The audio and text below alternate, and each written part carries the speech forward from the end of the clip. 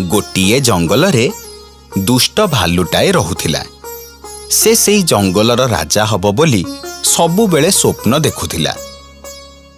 हेले सेई जंगलर पशुपक्षी माने दिने बाघ को राजा बोली घोषणा करदेले। एक कथा देखी भालुर राग कहिले न सरे।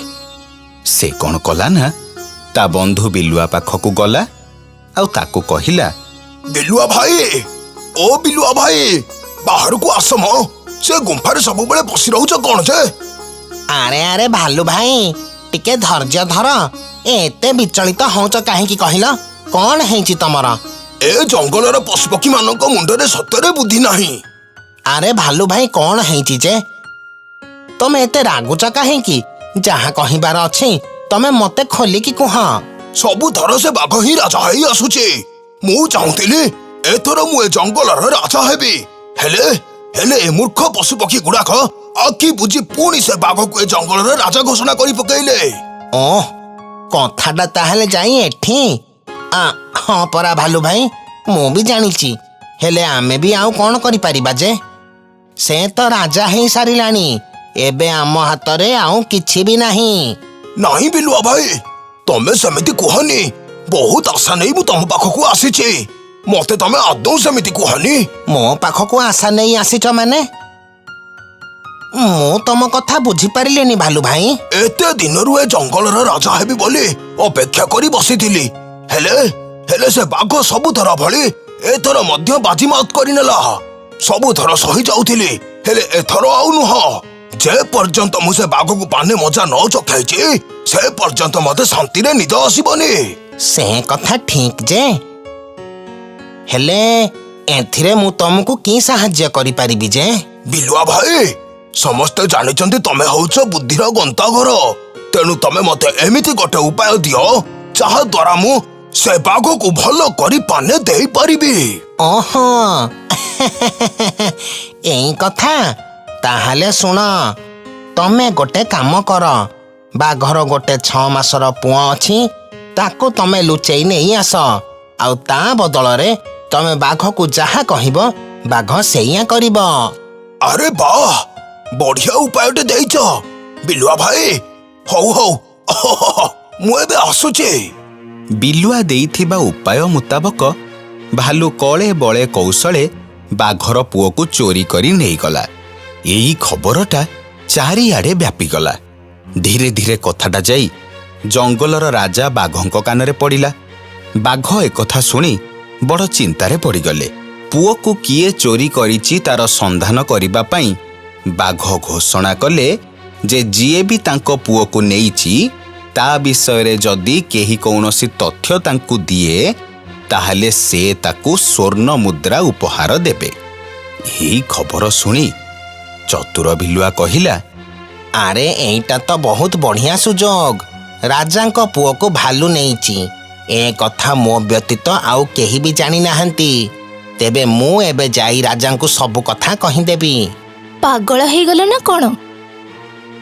से धरा पड़िबा परे राजा को जदि सब सत कथाटा कहि दिए तेबे तेबे तुमर अवस्था कौन हबो तुमे अनुमान करि पारुछ तो?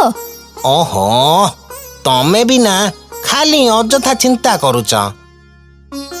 भालू जदि धरा पड़े राजा तार कौनसी कथा सुनिबेनी, सीधा फांसी खुंटरे नहीं झुलेई देबे। ना थिबो बाउंस आउ ना बाजिबो बंसी। तुमको चाहा ठीक लगुची तमे सेया करो। बिलुआ शेषरे जाई पहुंचिला जंगलर राजा बाघंक पाखरे। बाघ बिलुआ पाखरु सबु घटना शुणी बहुत जोरे हसिले। बाघंकु हसुथिबार देखि बिलुआ कहिला,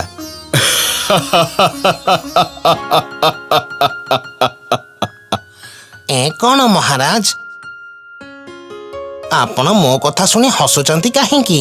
अरे मु एथिपाई हसुछि जे भालू मो पुओ को चोरी करी नेइछि सत, हेले से मो पुओ को भलो भाबे चिन्हिनी। से बयस रे सान हेले भी तार बहुत बुद्धि। मोर आउ डरिबार कौनसी आवश्यकता नाही।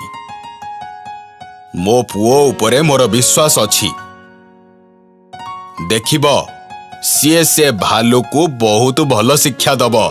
ଠିକ ଅଛି ମହାରାଜ, ଏବେ ମତେ ମୋ ପାଉଣାଟା ଦେଇ ଦିଅନ୍ତୁ, ମୁଁ ଚାଲିଯିବି। ହଁ ତୁମକୁ ପାଉଣାଟା ମିଳିଯିବ, ହେଲେ ମୋ ପୁଅ ଏଠିକି ଫେରିବା ପରେ। ଆରେ ଏ ତ ବଡ଼ ସମସ୍ୟା ହେଇଗଲା। ହଉ ଦେଖାଯାଉ କୋଉ ପାଣି କୁଆଡେ ଯାଉଛି। ଭାଲୁ ସେପଟେ ବାଘକୁ ମଜା ଚଖେଇବ ବୋଲି ଅପେକ୍ଷା କରି ବସିଥାଏ। ୟା ଭିତରେ ଅନେକ ଦିନ ବିତିଗଲା। ରାଜାଙ୍କ ତରଫରୁ କୌଣସି ସୂଚନା ନ ପାଇ ସେ ବଡ଼ ଚିନ୍ତାରେ ପଡ଼ିଲା। ସେତିକି ବେଳେ ବାଘଙ୍କ ପୁଅ ଆସି ଭାଲୁକୁ କହିଲା, କଣ ହେଲା ଭାଲୁ ମଉସା, ଭାରି ଚିନ୍ତାରେ ଥିଲା ଭଳି ଲାଗୁଛ? ତୋ ବାପାକୁ କେମିତି ମାରିବେ ସେଇ କଥା ଚିନ୍ତା କରୁଛେ। ମୋ କଥା ଶୁଣି ହସୁଛୁ ନାଇଁ? ହସ ହସ, ଯେତେ ପାରୁଛୁ ମନ ଭରି ହସି ପକା। ତୋ ବାପ ଯଦି ଆଜି ଭିତରେ ନ ଆସେ ତେବେ ତୋ ବାପ ବଦଳରେ ତୋ ଜୀବନ ନେବି। ମୋ ବାପାଙ୍କୁ ମୁଁ ଯେତିକି ଜାଣିଛି ସେ ତ ଆଦୌ ଆସିବେନି। ତେଣୁ ତମେ ମତେ ମାରିବା ପୂର୍ବରୁ ମୋର ଗୋଟିଏ ଛୋଟ ଇଚ୍ଛା ପୂରଣ କରିଦିଅ। କୋଉ ଇଚ୍ଛା? ଏଇ ଯୋଉ ପାହାଡ ଦେଖୁଛ ନା, ତା ଉପରେ ଗୋଟିଏ ଗଛରେ ଗୋଟେ ବଡ ମହୁ ଫେଣା ଧରିଛି। ଆଉ ମହୁ ମୋର ଭାରି ପସନ୍ଦ। ତୁ ମତେ ବୋକା ଭାବିଲୁ ନା କଣ? ତତେ ସେଠିକି ଏକା ଛାଡିଦେଲେ ତୁ ସେଠୁ ଖସି ପଳେଇବୁ। ତମର ଯଦି ମୋ ଉପରେ ବିଶ୍ୱାସ ନାହିଁ ତେବେ ତୁମେ ବି ମୋ ସହ ଆସିପାର। ହେଲେ ଏତେ ବଡ ପାହାଡରେ ଚଢିଲା ବେଳେ ତମକୁ କଷ୍ଟ ହେଇପାରେ। ତେଣୁ ତୁମେ ନିଜ ସାଙ୍ଗରେ ଗୋଟେ ଚପଲ ନେଇ ଆସିଥିବ। ଟୋକାଟା ଠିକ କଥା କହୁଛେ। ତା ସହ ଗଲେ ମତେ ସୁଆଦିଆ ମହୁ ଖାଇବାକୁ ମିଳିବ। ହଉ ଠିକ ଅଛି, ଚାଲ। ଚାଲରେ ପୁଅ ଚାଲ। ଚପଲରେ ଏମିତି ଘିଅ ବୋଳିବି ଯେ ଭଲ କରି ମଜା ପାଇବୁ। ଭାଲୁର ଭାରି ଲୋଭ ହେଲା। ସେ ବାଘ ଛୁଆ ସହ ମହୁ ଖାଇବା ପାଇଁ ପାହାଡ଼ ଉପରକୁ ଗଲା। କିଛି ବାଟ ଚାଲିବା ପରେ ସେ ଥକି ପଡ଼ିଲା।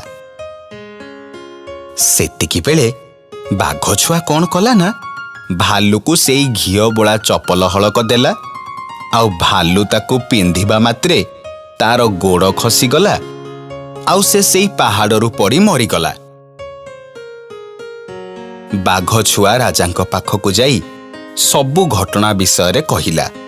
ସତ କଥାଟା ଜାଣିବା ପରେ ବାଘ ରାଜା ବିଲୁଆକୁ ଦଣ୍ଡ ସ୍ୱରୂପ ସେଇ ଜଙ୍ଗଲରୁ ସବୁଦିନ ପାଇଁ ବାହାର କରିଦେଲେ।